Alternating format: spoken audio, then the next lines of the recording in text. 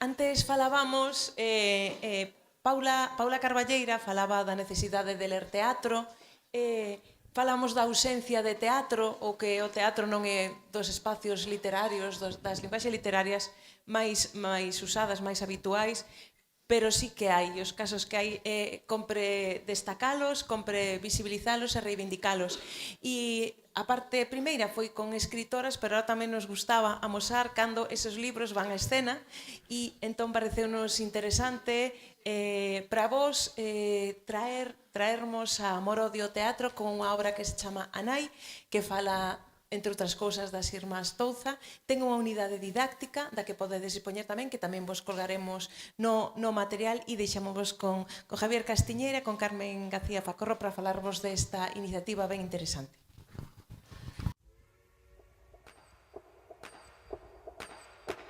Yes, Europe is a garden. We have built a garden. Everything works. De que fuxían Ailán e a súa familia, Que era iso que facía que a terra fose moito máis perigosa que o mar. Xa tomei a miña decisión. Iso, ata que nace non é humano. A resposta é sempre a mesma. E por que non podo ser eu Lola? A guerra, a fame, a barbarie. A resposta era a mesma nos anos 30 e 40, cando Julia, Lola e Amparo axudaban a persoas que fuxían da guerra, e a resposta sigue a ser a mesma hoxe en día. E que tipo de xente era? Por favor, dígamo. Pero xa estou dicindo, xente delgada, eu que tipo de xente non sei que era, non sei se eran xudeus, se eran estranxeiros, se eran españoles, se eran maricones, non sei, hostia, A guerra é o lugar onde todas as historias se cruzan.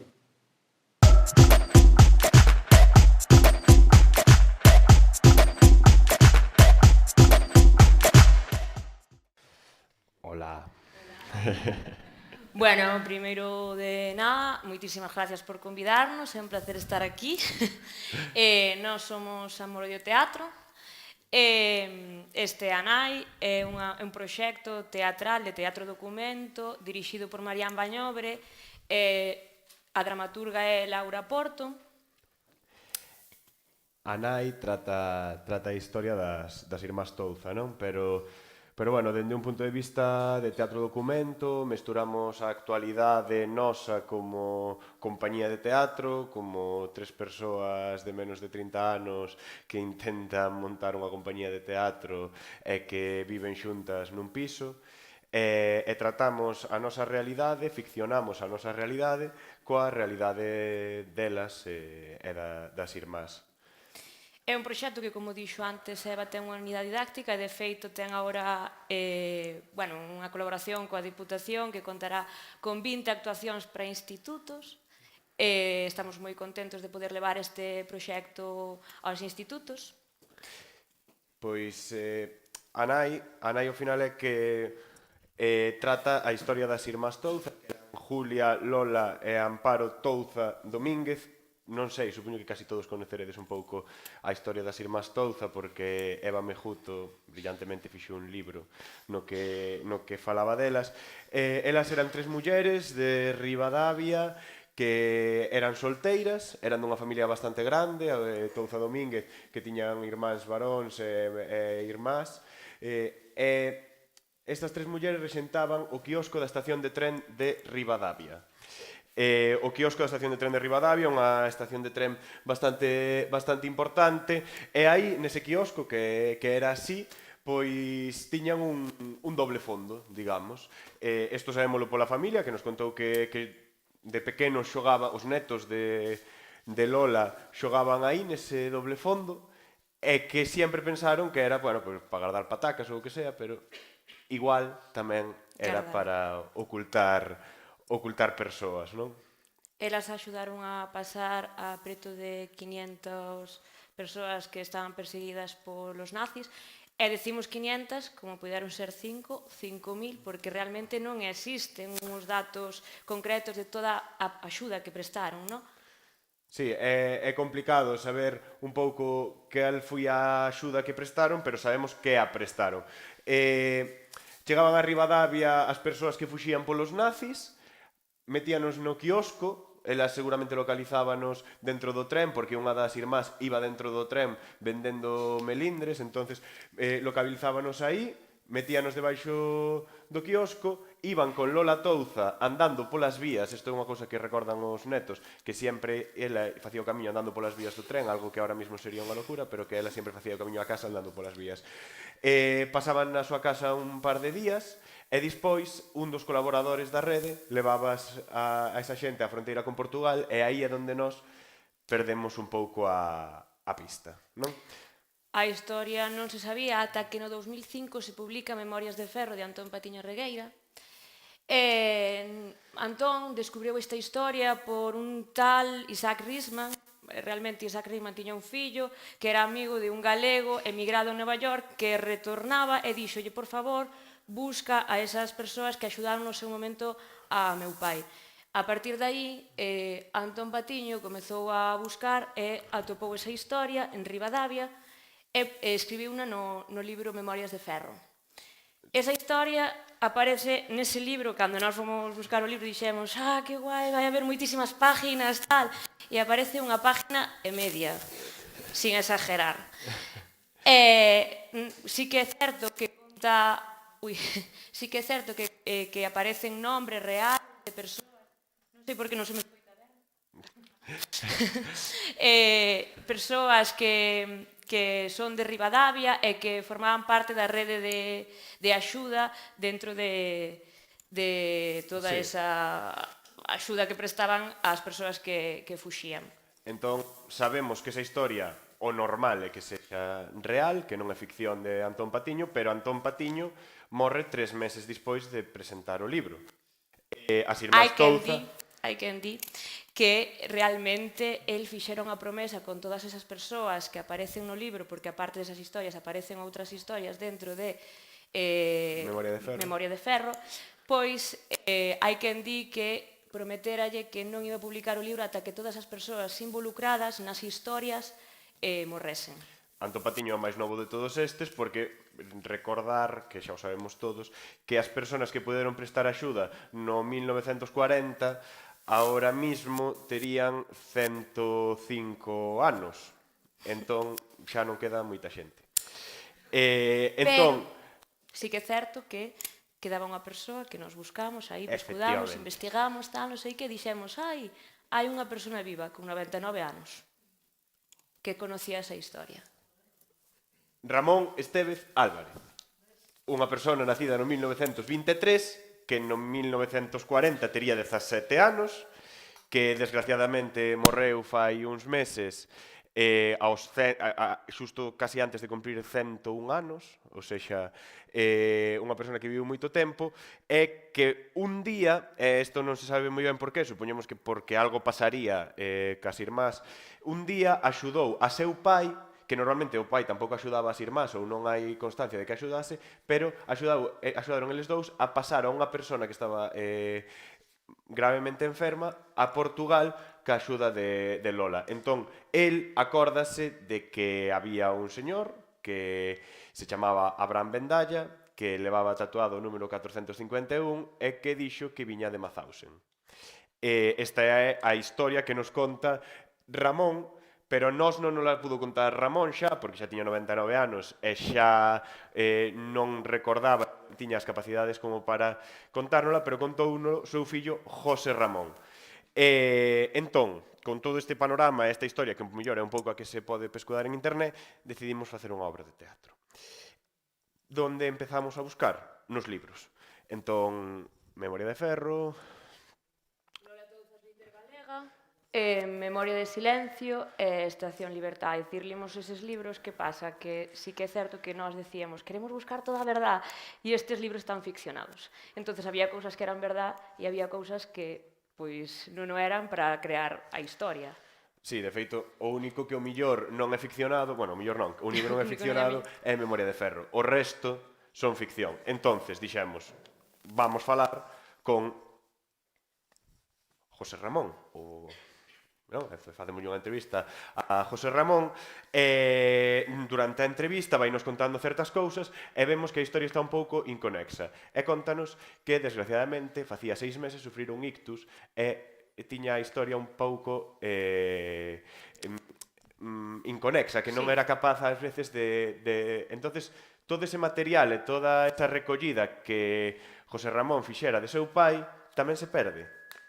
Entonces, aquí estamos contando a historia un pouco trágica, ¿no? De repente non temos a historia de Ramón, non temos a historia dos libros porque é ficción, entonces non sabemos un pouco por onde seguir, pero o que non perdemos eran os documentos que él aínda tiña, que José Ramón aínda tiña. Entón, José Ramón pásanos todos os documentos e aí é onde nos aparece Noticiero de Labia. E aparece Lola Touza. No noticiero de Labia aparecen dous documentos que pon que Lola Touza fixo unha comisión na que axudou unha persoa que tiña problemas económicos e lle dou 26 duros na época da guerra. E hai outra que pon que tamén acolleu a unha familia, a unha nai solteira e os seus fillos no inverno porque entraba lle auga na casa. Entón, sabemos que polo menos eran persoas comprometidas socialmente, non? E que aparecen nos periódicos. Entonces, vamos ao Museo Etnográfico e empezamos a preguntar. E atopamos fotos de persoas que axudaron dentro da rede a Lola Touza.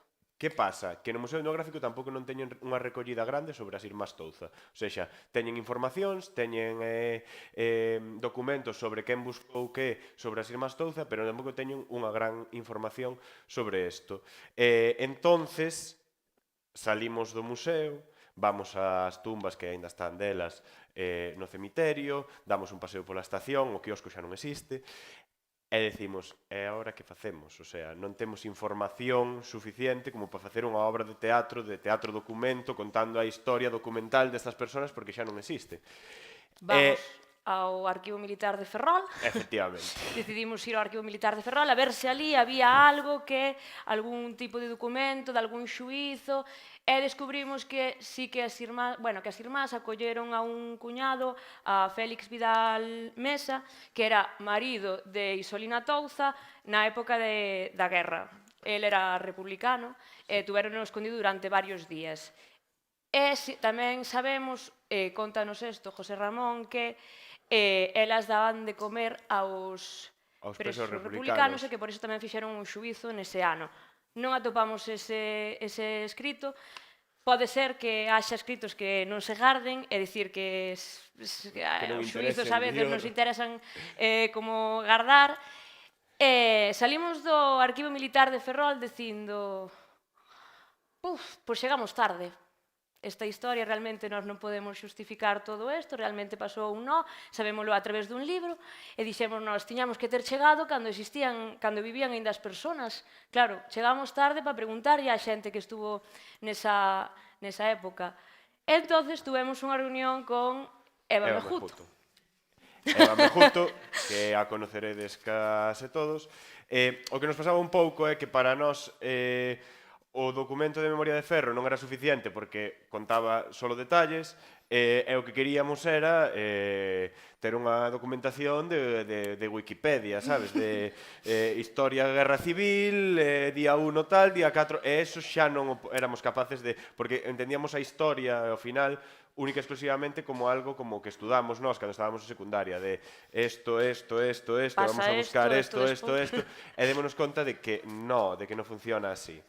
Entón, temos a reunión con Eva e contanos unha reunión así breve de 4 ou 5 horas na que nos conta un montón de cousas sobre elas, na que nos traslada un pouco toda a súa documentación, pero na que estamos un pouco, tanto a directora, a dramaturga, como nós, intentando buscar razóns polas que creelas a elas, unha cousa así, non? Como dicindo... Pero isto realmente será verdad? Isto realmente a familia que ten... Lola era nai solteira, tuvo un fillo, ese fillo tuvo fillos, e quedan 3 netos vivos, unha muller e 2 homes. a familia será verdade isto, son xente de pasta, como será que ao mellor inventaron, ou que sei, sabes? De repente xa empezas a dudar de absolutamente todo.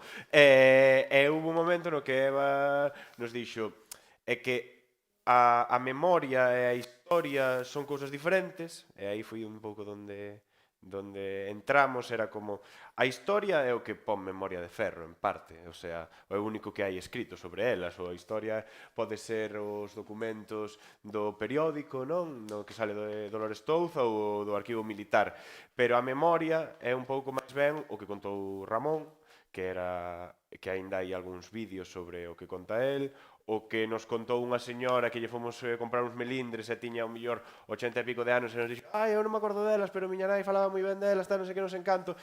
E aí chegamos á conclusión de que esta historia si era real, que o que pasa é que nos faltaban referentes como para creelas, seguramente.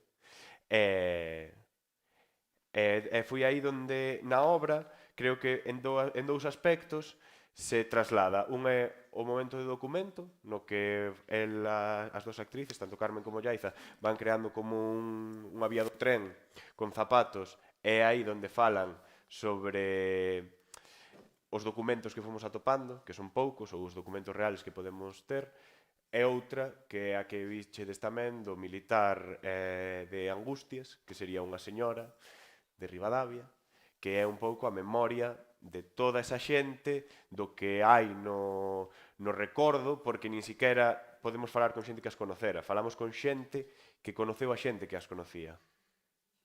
Pero ao final, tamén o que queremos decir é que a memoria, non todo o que está nos libros é historia, nin todo o que, é dicir, que nós podemos coller dentro da historia humana cousas que realmente existiron, pero non todo o que existiu se escribiu, non sei se me explico. É dicir, que esta historia non podía haber datos sobre ela, porque quen naquela época iba a apuntar hoxe é ayudado a non sei quen, refírome. As cousas humanitarias non se escriben, pero iso non quere dicir que non existiran. Logo tamén hai unha frase de Aristóteles que di que a memoria é a pegada que deixa unha pluma.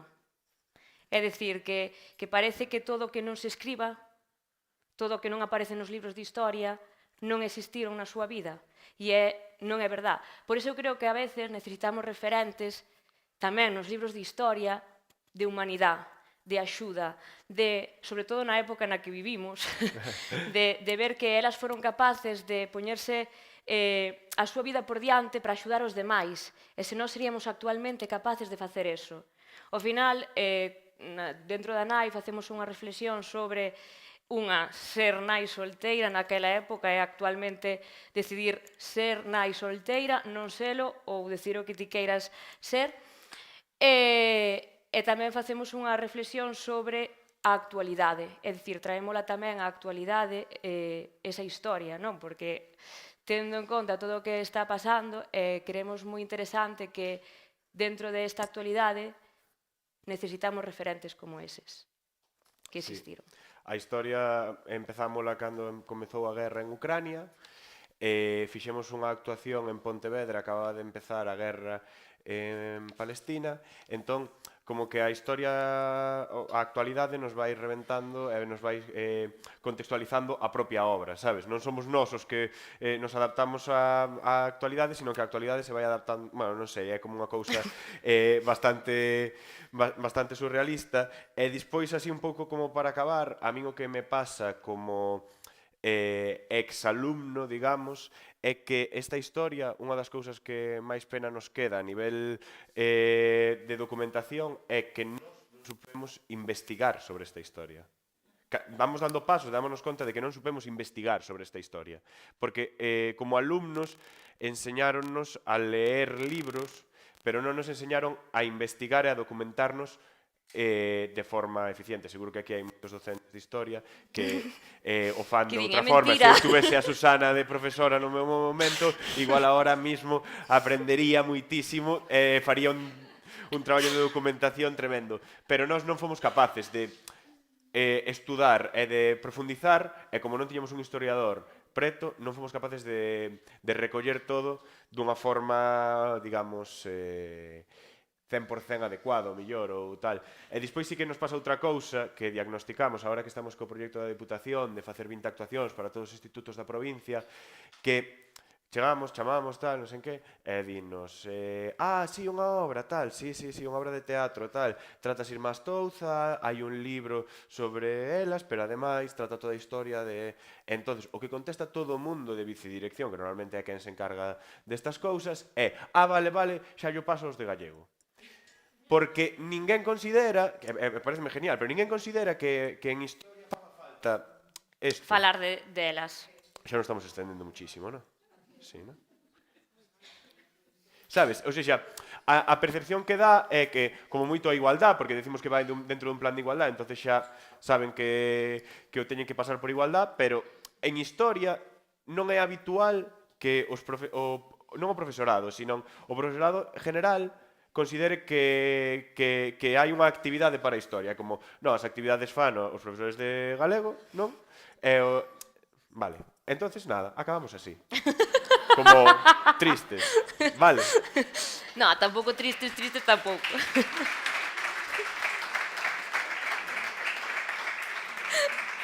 Moitas gracias.